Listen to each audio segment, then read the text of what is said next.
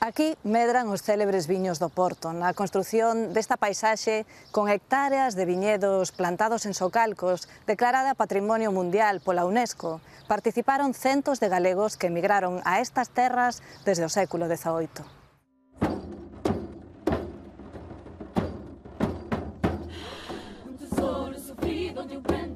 Nós aqui em Portugal temos uma expressão que se diz trabalhar como um galego.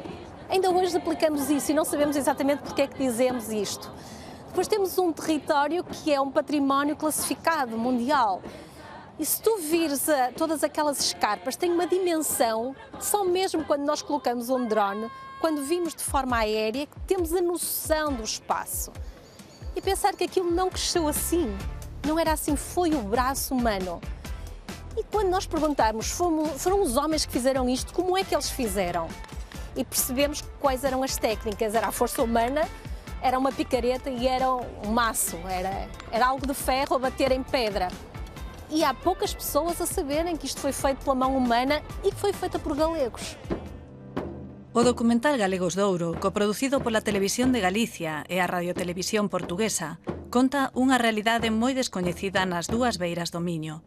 A dos galegos que participaron na construción desta paisaxe vinícola, que transformaron a rocha en solo fértil e construíron cas mans quilómetros de muros de pedra para suxeitar o terreo nas ladeiras escarpadas.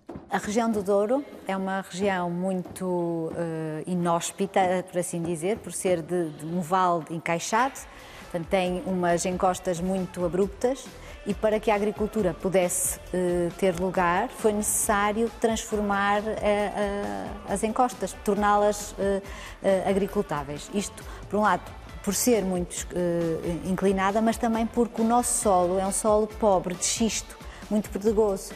E, portanto, com pedras não há planta que vingue. Portanto, foi necessário, no fundo, criar solo. Foi isso que o homem fez aqui.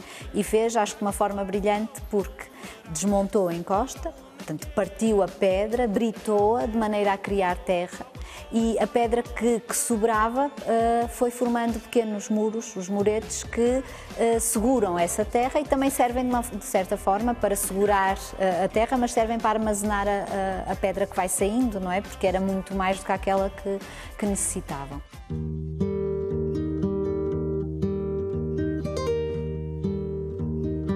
A construción de bancais para salvar as pendentes é unha práctica que tamén permitiu o cultivo da vide en dúas das máis coñecidas zonas vinícolas galegas, a Ribeira Sacra e o Ribeiro. Os socalcos do Porto, é dicir, moitos deles fixeron os galegos, que ademais de ir de canteiros, de traballar, de poñer as pedras, tamén ían todos os anos a traballar o viño, sobre todo do sur da provincia de Ourense, ían a traballar.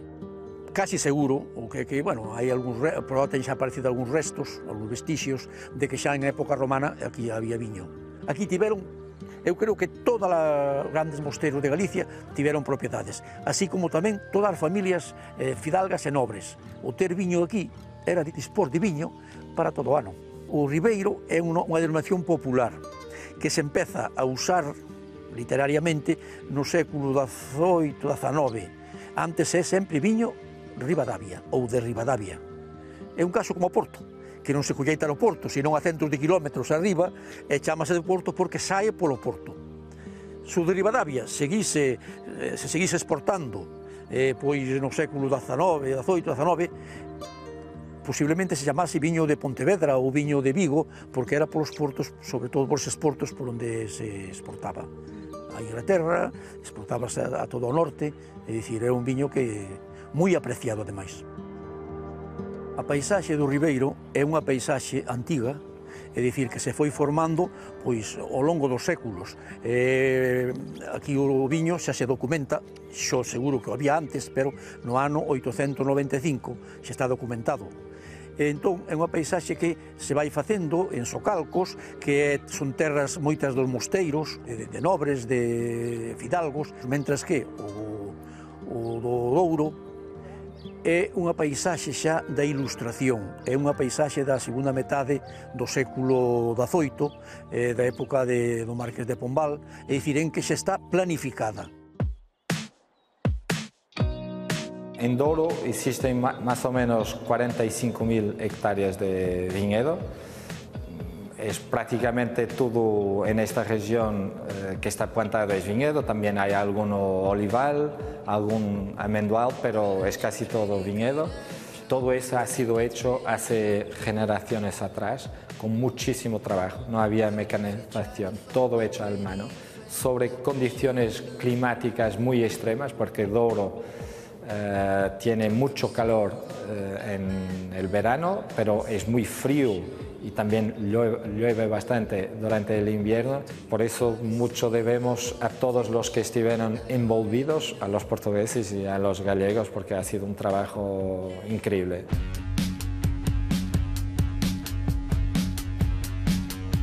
Há um imaginário quase ligado à figura do galego no Douro e no norte de Portugal, de uma maneira geral. Isto porquê? Porque a partir do século XVII o vinho começa a ter muita expressão no mercado inglês. Portanto, há uma necessidade de aumentar as áreas de produção do vinho aqui na região. O que acontece é que nós na região não tínhamos mão de obra suficiente para fazer esse trabalho.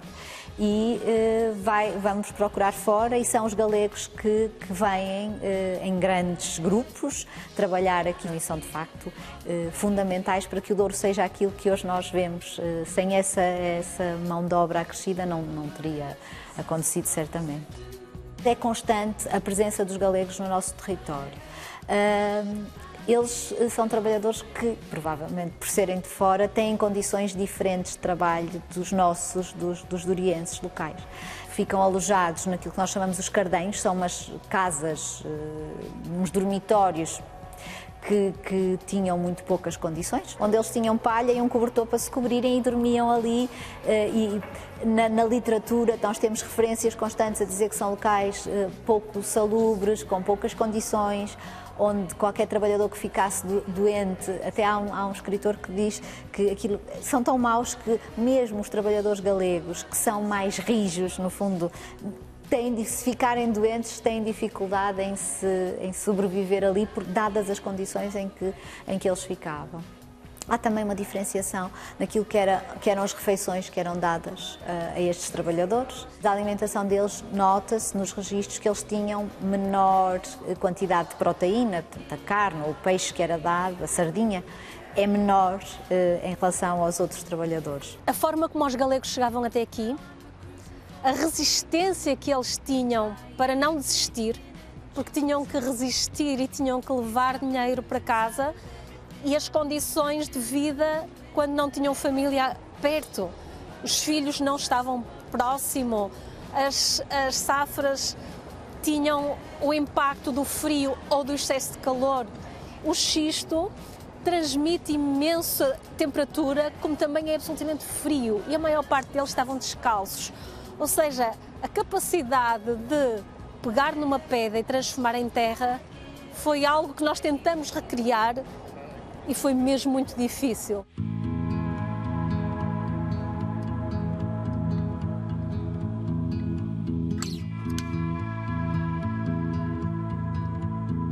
O documentário apanhou muitas pessoas desprevenidas porque parecia uma história comum. Toda a gente conhece as expressões, mas ninguém nunca pensou muito sobre elas.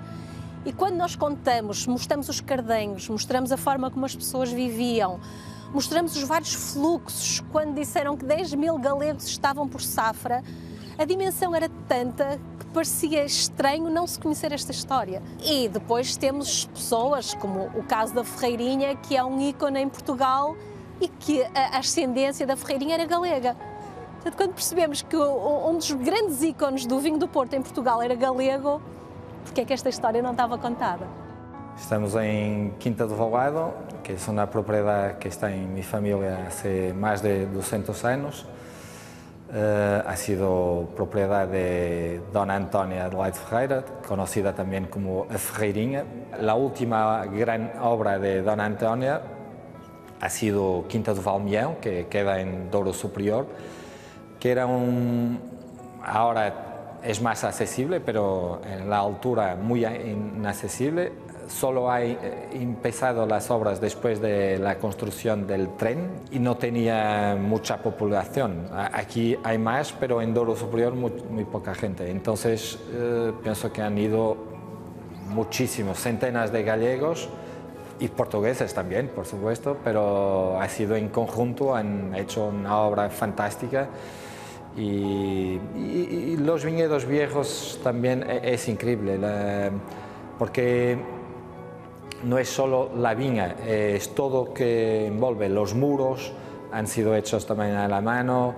Nosotros tenemos mucha suerte nosotros en Bobadilla tenemos 10 hectáreas de viñedos muy viejos, entonces pensar que todo esto ha sido hecho a mano, sin ayuda de máquinas, hace 90, 100, às vezes mais de 100 anos atrás, é incrível. Nós olhamos para a história de Portugal, nós temos galegos praticamente de norte a sul.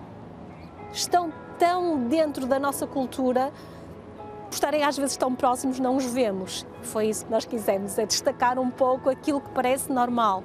Não foi normal, foi mesmo um trabalho fora de normal, sobre-humano.